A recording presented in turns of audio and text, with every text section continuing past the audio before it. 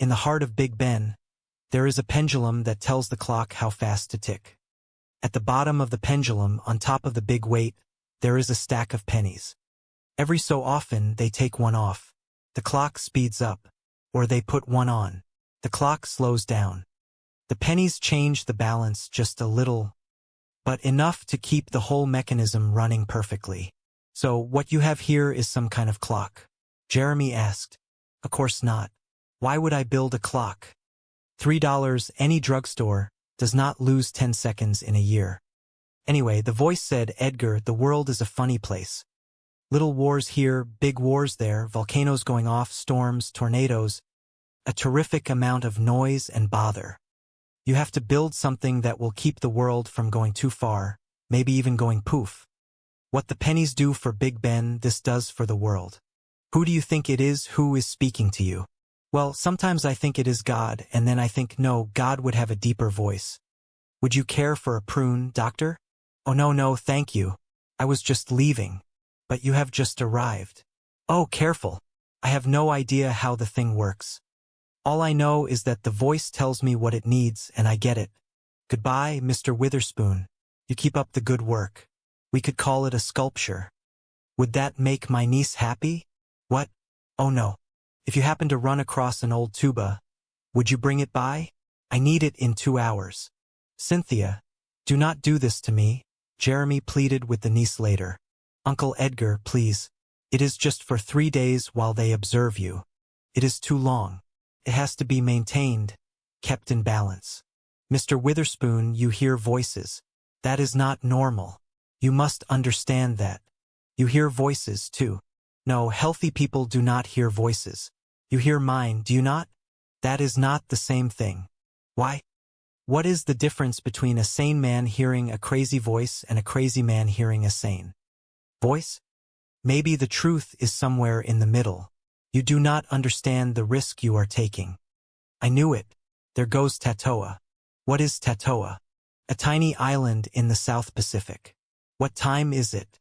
3:17? At 3:17 in the afternoon, Tatoa became history because of you. Please, weather is still time.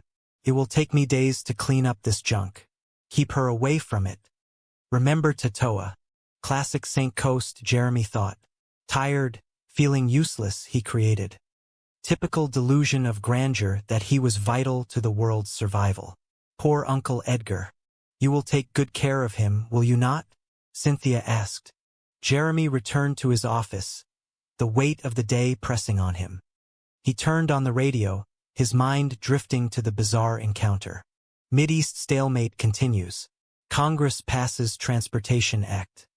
And in the South Pacific, the tiny island of Tatoa is destroyed by a tidal wave. Details on this and all the news in an hour. Jeremy froze. Did he say Tatoa? He reached for the phone, his fingers trembling slightly. Yes, the number for the Chronicle, please. Thank you. Hello, I want to check on a news story. I just heard something on the radio about a tidal wave destroying an island. Yes, that is it. Are there any details? 1,000. Really? When this afternoon? I mean, exactly what time? Thank you. He put the phone down, his heart hammering against his ribs. Miss Walker. Yes, doctor. Tatoa was destroyed at 3:17 this afternoon. Is that bad? Last week, Santa Barbara was hit by an earthquake. I am not taking any chances. Oh my God, the landlady. She will destroy it. Santa Barbara? Get Mr. Witherspoon released immediately. Drive him home. You personally as fast as you can. Jeremy raced back, desperation fueling his movements. Don't touch the thing. You did not, did you? You have not touched anything or moved anything. Not yet. Why? Because this is the creation of a disordered mind. And by studying it, analyzing it just exactly as he left it, I can come to a deeper insight into Mr. Witherspoon's problem. He is a loony. What else do you have to know? No. It is not that simple. I cannot rent this place with garbage in it. All right, I will rent it. You? Yes. I will give you double what you are getting. I will be up later with the check. Thank you, Mrs. Mulligan. He is escaped. Excuse me. Mr. Witherspoon. Mr. Witherspoon. Should I call the cops? No, no, no. Everything is going to be fine. You got a handkerchief? Oh yes. Yes, right away. Thanks. That lady had me dressed so fast. I left mine behind. Mr. Witherspoon, I do not know how to begin to apologize. Nothing in my training had prepared me for a case like yours. Well, nice meeting you. Where are you going? Away finally after 11 years. But what about tough? The voice spoke to me while I was in your hospital. It said, Edgar, have you ever been to Miami? I said no, but I used to think it would be a nice place to retire. Go for it, the voice said. You are off duty. You mean all this is not necessary anymore? Sure it is. It is absolutely essential. The world still has to be kept in balance. So who is going to, and look, it needs adjusting already. That is it. Now, if I can just get a ping-pong ball in there by 7:13, well, I guess we solved that little problem. I would get cracking if I was you. Impossible. I refuse. Jeremy, really, you will grow to like it. Give it a chance. So long. Do not take any wooden nickels. Unless you really need them, of course. Mr. Witherspoon. No. A tambourine. I have to find a tambourine right away. Can you help me? Do you know where I can find a tambourine? Jeremy watched him walk away, the silence of the room suddenly ringing in his ears. If in the next few months you notice that there has been a spate of catastrophes, or things are just not going right, remember that Edgar Witherspoon's replacement is learning how to make some precise adjustments. He looked at the machine, the delicate web of junk that held the universe together. It did not look like much. It looked like trash. It looked like the remnants of a life misspent. And yet, the world was still spinning. Do not worry, he whispered to the empty room. His education will not last long. And then you will have a chance to make a difference.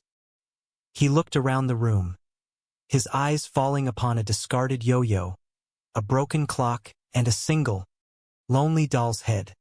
Perhaps you might give thanks to a physician whose practice extends to the well-being of the entire planet. Dr. Jeremy Sinclair offered a unique form of preventative medicine, found only in the Twilight Zone. He took a breath. He reached out and touched a loose wire, his fingers hesitating for a fraction of a second before he nudged it into place. The machine hummed, a low, resonant sound that vibrated through the floorboards and into his very bones.